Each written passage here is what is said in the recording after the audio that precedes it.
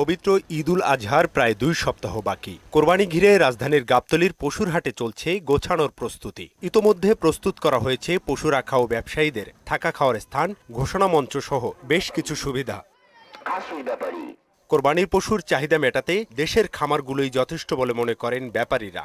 দেশি গরুতে কুরবানি হইবে, যত গরু আছে কুরবানির গরু আসা শুরু করছে কেবল, তো হাটে ভরেনি এখনো গরু আর মনে করেন 5-7 দিন দেরি হবে। 5 মনে 2 লাখ টাকা দিয়ে দিচ্ছি, একবারে মাংনা দামে, পানির দামে দিয়ে দিচ্ছি। সরকারের আমলে কোনো রাস্তাঘাটে গরুর ব্যাপারে চাঁদাবাজি নেই।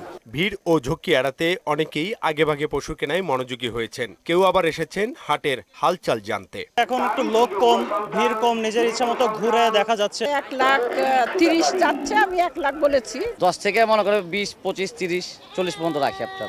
এবার আসলাম, শুনলাম এবার নাকি গরুর দাম অনেক বাড়বে, দেখি যে কিরকম দাম এবার, তো জাস্ট একটা আইডিয়া নেওয়ার জন্য আর কি হাটে আসা।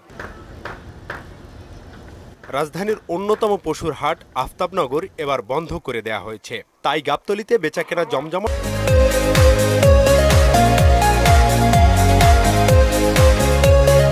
হবে বলে মনে করে ইজারাদার কর্তৃপক্ষ। পর্যাপ্ত পরিমাণ লাইট, পর্যাপ্ত পরিমাণ ফ্যান, যাতে পশুগুলোর সমস্যা না হয়। আবার হচ্ছে পানির সুব্যবস্থা করে রাখতেছি, যাতে গোসল করে তো সুবিধা হয়।